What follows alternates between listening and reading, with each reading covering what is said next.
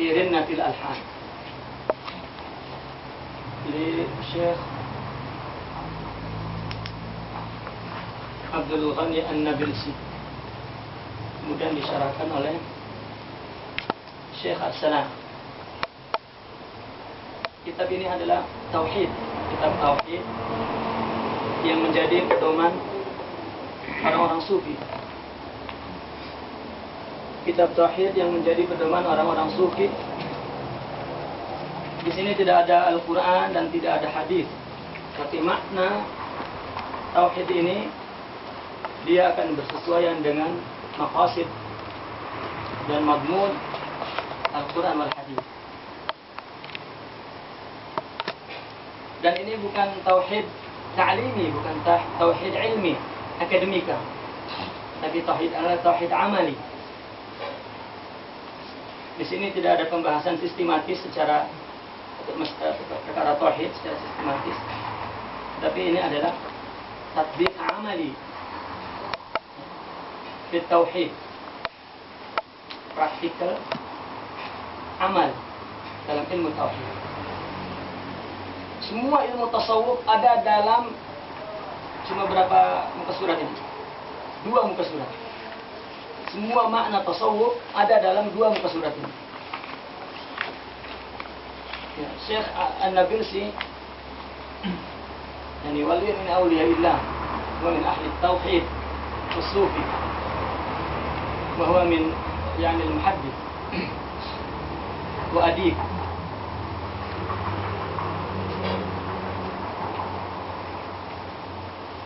Kita membaca tauhid ini adalah membaca zauq sufi dalam ilmu tauhid.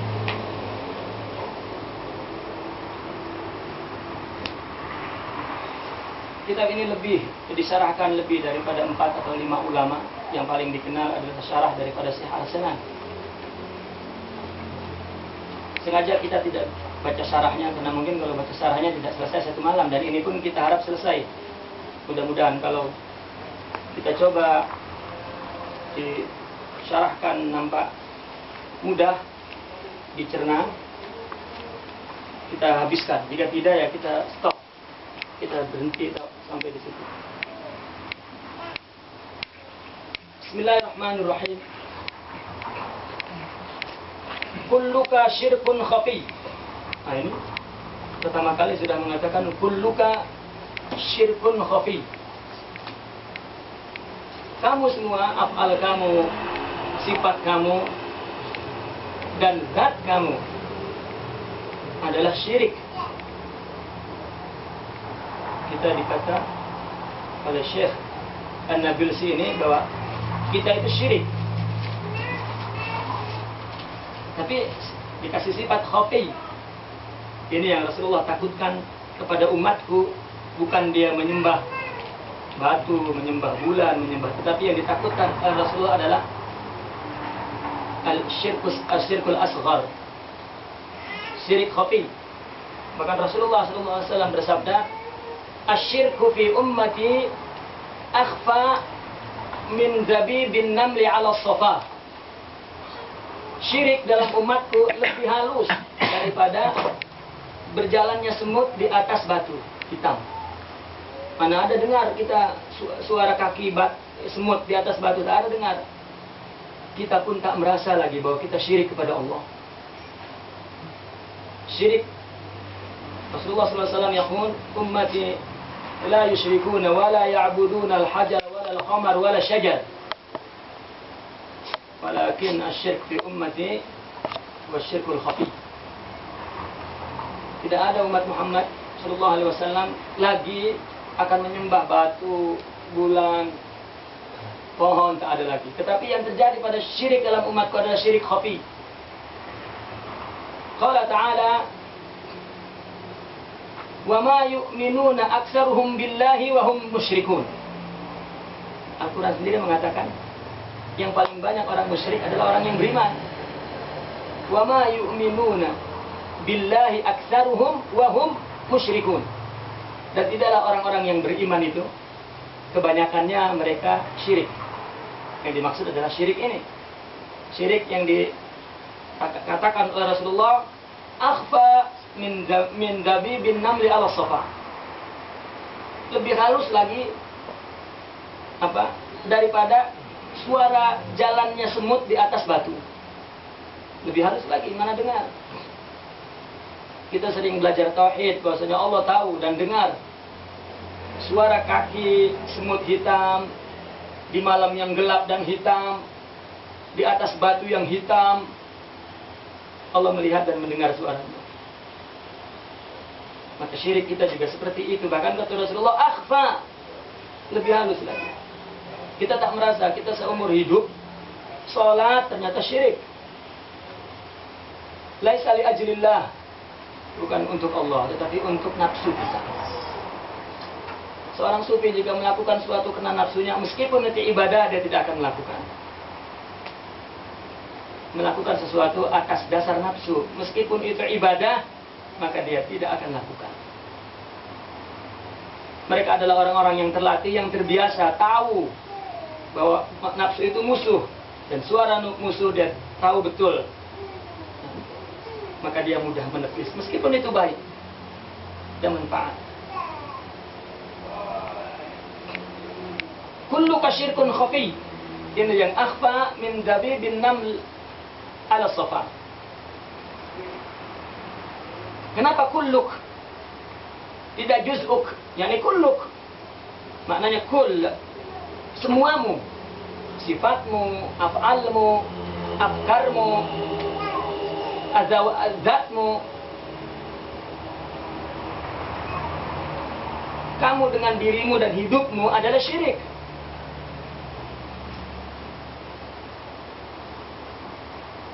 Dia melakukan sesuatu tidak pernah karena Allah. Karena dia melakukan, karena dia tahu, karena ada kepentingan, karena dan seterusnya. Maka dikatakan syirik. Kemudian bila seseorang itu merasa bahwa dirinya syirik ketika bertauhid, wala yabinu laka tauhiduk illa idza kharajta anka. Wala yabinu yakni dan tidak yazhar, tidak akan nampak laka kepadamu. Kamu tidak akan merasa, tidak nampak. Apa yang tidak nampak? Tauhiduk, tauhidmu. Kamu tidak akan merasa tauhid. Kecuali illa idza kharajta anka. Kecuali jika engkau telah keluar dari dirimu, dari nafsumu. Maka seorang melakukan hidup ini pertama sekali. Kenapa? Tasawuf memang mujahadatun nafas. Ketahuilah bahwasanya kita melawan nafsu tidak akan berhasil sebelum kita mengalahkan sifat basyariah insan. Sifat kita. Dan sifat basyariah insan ini tidak akan dapat kita kalahkan sebelum kita mengalahkan makhluk. Sebelum kita meninggalkan makhluk. yakni meninggalkan dalam hati, bukan meninggalkan orangnya. Meninggalkan dalam hati. Ada orang memuji kita, kita jadi takabur, maknanya kita terganggu dengan makhluk.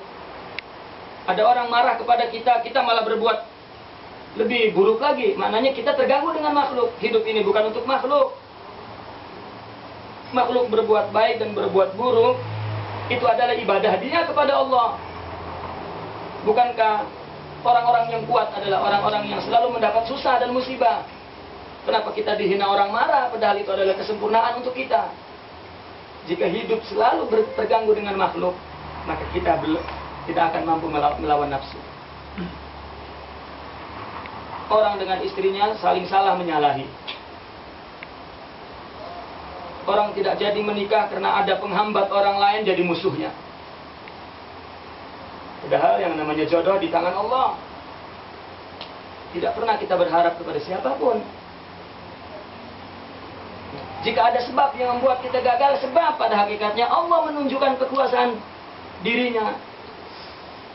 Tapi terkadang orang selalu terganggu dengan makhluk itu. Bagaimana dia melawan nafsu dalam dirinya yang halus sekali. Orang yang jelas-jelasan akhlaknya buruk, berbuat buruk kepada kita, kita malah berbalik berbuat buruk. Bukankah sebab buruk dia kita berbuat buruk? Kalau dia adalah disalah Allah, membagi tahu kepada kita bahwa itu adalah akhlak buruk yang kita kena jauhi. Kita bersyukur kepada Allah, bukan kita yang digunakan oleh Allah untuk berakhlak buruk. Dan terima kasih. Itu sebabnya para sahabat dulu jika dihina, maka dia bagi hadiah. Sayyidina Ibnu Abbas sedang dalam majelis, ada orang yang mencaci maki, menghina dan menghina. Maka salah satu sahabatnya mau mengambilnya dan memukulnya. Maka kata Sayyidina Ibnu Abbas, biarkan saja. Habiskan dia bicara. Sudah bicara habis, sudah puas dia menghina depan banyak orang. Setelah selesai, Sayyidina Ibnu Abbas teringat ada baju yang jarang sekali dia pakai karena mahalnya. Dia mendapat hadiah dari seorang yang teman yang jauh dari Syam. Dikenal baju dari Syam itu bagus.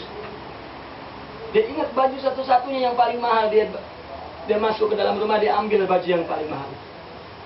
Maka diberikan kepada orang yang menghina. Ini terimalah hadiah dariku. Dia mempermalukan Sayyidina Ibnu Abbas di depan orang, ya, dengan bukankah itu akhlak buruk. Sekarang giliran Ibnu Abbas memperlakukan dia dengan sebaik-baiknya, diberi dia hadiah dengan sebaik-baiknya di depan orang. Akhirnya dia merasa malu. Saya pas menghina malah dibagi baju yang sangat mahal. Jadi dia merasa malu di depan orang banyak. Dan orang semua memandangi dia. Akhirnya dia mendekati kepada Sayyidina Abbas dan menangis dan minta maaf. Sayyidina Ibnu Abbas tahu bahwa dia itu akhlak buruk dan berterima kasih. Dia telah digunakan oleh Allah untuk berlaku buruk, bukan kita. Dan kita tahu itu sifat buruk, maka kita mudah menghindarinya. Syukran ya Rabbi. Sekarang jika dia menjadi sebab kita paham tentang akhlak buruk, maka kita kena menjadi sebab akhlak baik bagi dia. Maka makhluk di luar kita adalah penyempurna untuk kita. Yang menghina dan yang mencaci adalah kesempurnaan untuk kita. Nah, orang itu semua syirik. Kenapa hidup ini dilakukan bukan untuk ibadah? Wa ma khalaqtul jinna wal insa illa liya'budun. Kenapa dia terganggu dengan makhluk? Gagal, berhasil, marah, senang, susah. Allah. Kita kalau ditanya jodoh itu atas kehendak siapa? Atas kehendak Allah. Maknanya kalau kita ingin nikah kepada seseorang kemudian digagalkan oleh seseorang, kita tersenyum, tidak marah dengan orang itu. Karena memang semua tidak berdaya. Kalau memang keinginan kita, tidak boleh ada yang menghalangi dan kita kena nikah. Buktinya kita pun tidak berdaya dengan takdir Allah. Jika kita tidak berdaya dengan takdir Allah, berarti dia pun yang menghalangi kita tidak berdaya dengan kehendak Allah.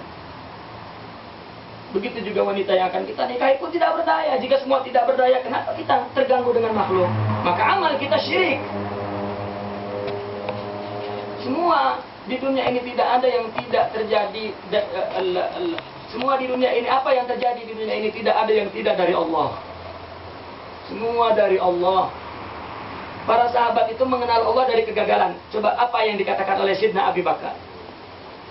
Ketika dikatakan oleh Rasulullah SAW, la wuzina imanu Abi Bakrin bi imani hadhil ummah la rajaha imanu Abi Bakar. Jika iman Sayyidina Abu Bakar ditimbang dengan iman semua umat ini, lebih banyak lagi, lebih besar lagi iman Sayyidina Abu Bakar. Lalu kata Sayyidina Umar, laisa min kasrati salatihi wa siyamihi walakin ma waqara aw mastaqarra fi qalbi Abi Bakar. Bukan karena banyak ibadahnya, tetapi kuatnya yang sesuatu yang melekat dalam hati itu iman Sayyidina Abu Bakar. Akhirnya para sahabat datang kepada Sayyidina Abu Bakar. Dari mana engkau bisa mengenal Allah dan mendapatkan iman yang luas itu? Jawaban Sayyidina Abu Bakar cuma satu kata saja.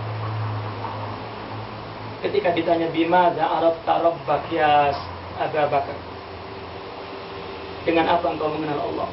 Cuma satu saja jawabannya. Binaqdil azaim. Binaqdil azaim. Azimah. Azam. Kita hidup ini banyak azam, banyak keinginan, tetapi gagal.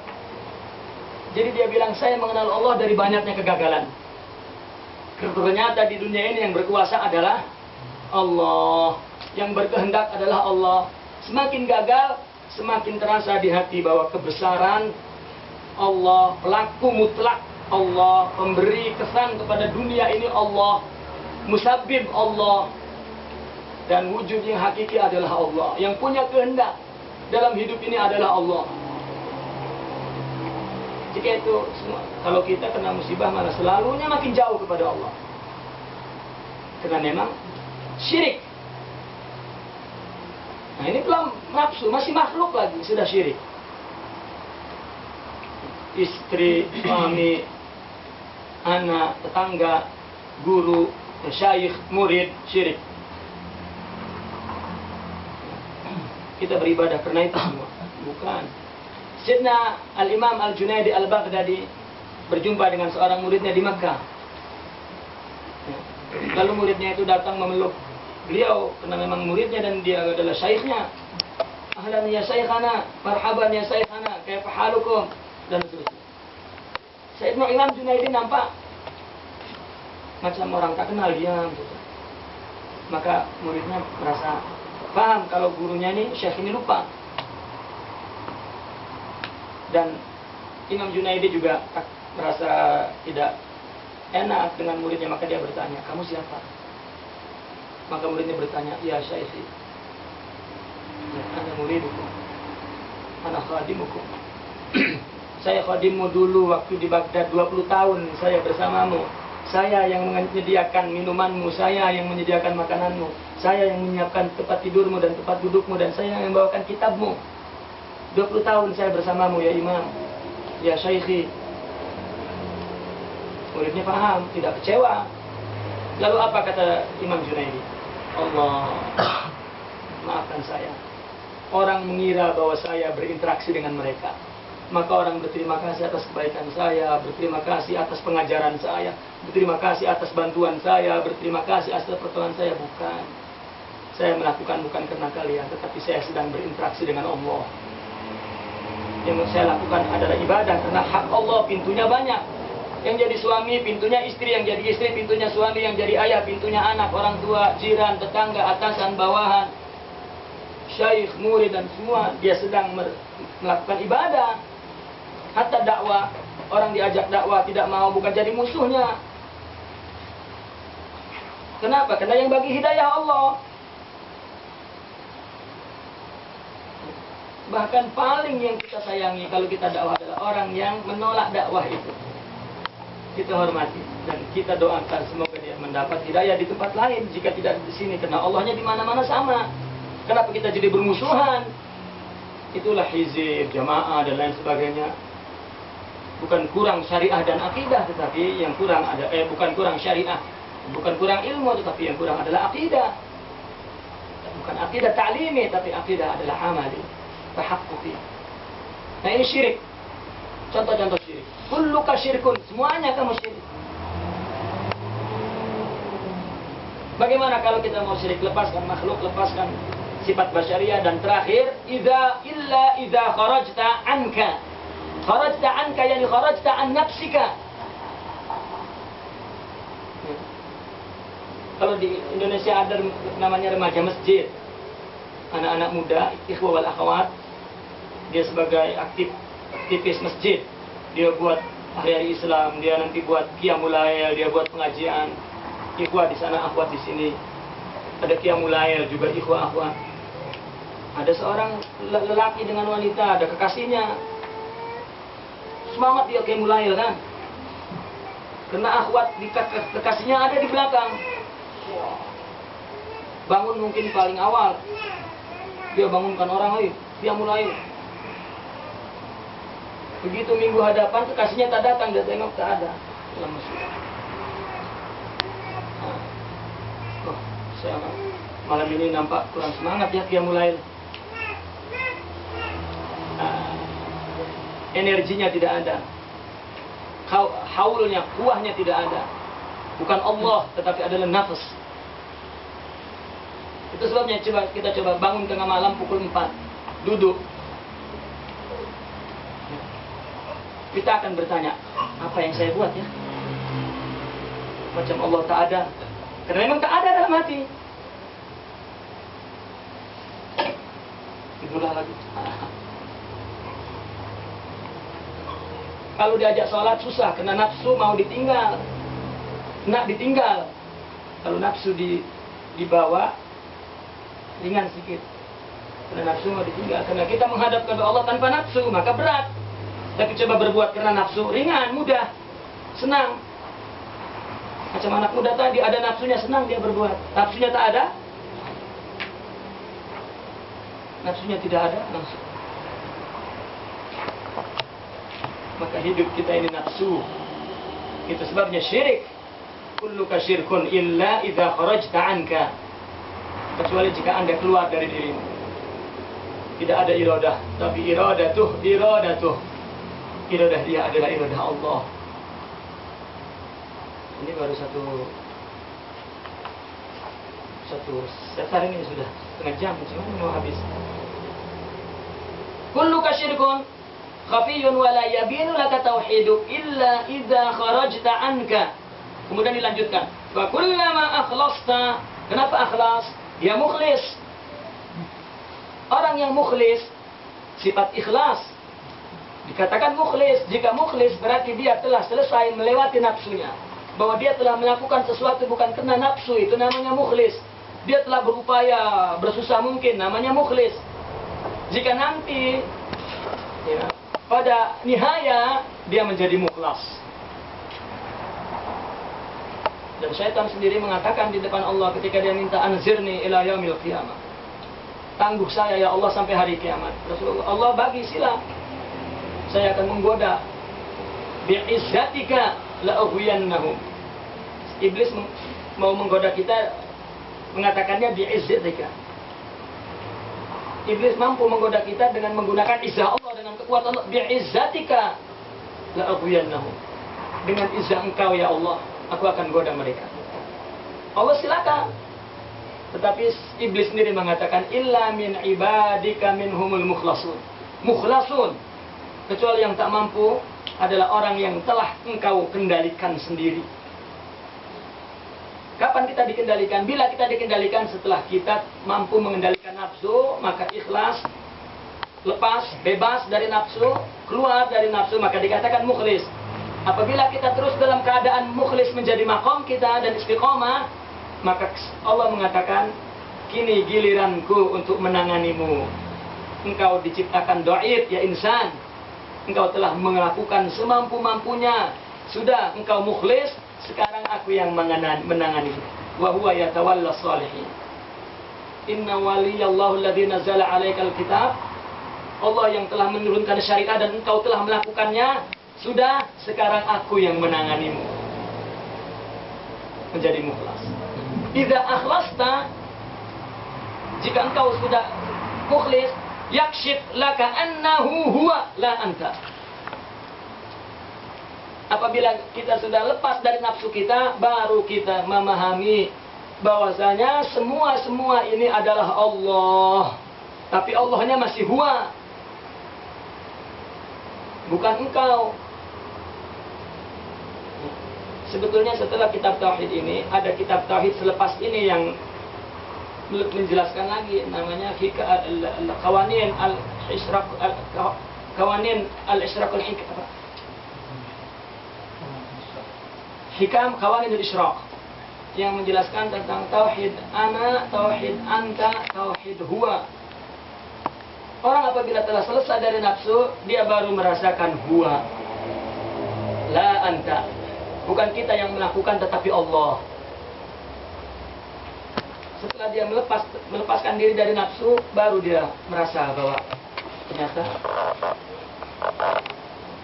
semua ini, hidup ini adalah atas kehendak Allah. Jika orang belum terlepas dari nafsu, masih merasa dia ana rabbukumul a'la, begitulah Fir'aun. Ana, selalu ana. Pagi-pagi dia bangun pun, apa yang akan saya perbuat ya? Tapi jika selesai dia dari nafsunya, dia akan mengatakan apa yang akan Allah perbuat untuk saya. Apakah dia tidak beramal? Dia memang beramal banyak, tapi dia tahu. Orang kan tahu natijahnya bahwa dari Allah kan terakhir. Orang cari uang banyak, begitu sudah setahun, 2 tahun tak dapat, tahun ketiga pun tak dapat, begitu terakhir tahun kelima dapat. Fitrah mengatakan alhamdulillah. Kalaupun alhamdulillah terkadang enggak, dapat kan? Dapat saya. Tapi begitu susah, baru Allah. Dan ada orang yang tahu bahwa semua dari Allah setelah dia gagal, baru dia merasa, ya Allah. Tetapi mereka jika memang keluar dari nafsunya, sekarang pun dia tahu bahwa nanti yang akan. Itu sebabnya seorang sufi mengatakan, jangan pikirkan hari esok. Hari esok adalah majhul, tidak diketahui. Dan jangan terganggu dengan masa lalu adalah mati. Tapi pikirkanlah hari ini. Karena manusia tidak pernah hidup masa lalu dan hari esok. Hidup ini terdiri daripada jutaan hari ini. Jika dia buat baik hari ini, maka hari ininya senantiasa bahagia. Maka nggak pernah berpikir besok. Seorang sufi bila mengatakan, okelah besok saya akan datang ke rumahmu, maka akan ditanya oleh, Anda berpikir besok akan hidup? Dan itu pun merupakan tulul amal. Maka seorang sufi jika memang sekarang boleh dilakukan, sekarang jangan ditunda. Jika orang mengatakan besok, berarti marid. Tidak murni akidahnya, tidak akhlas.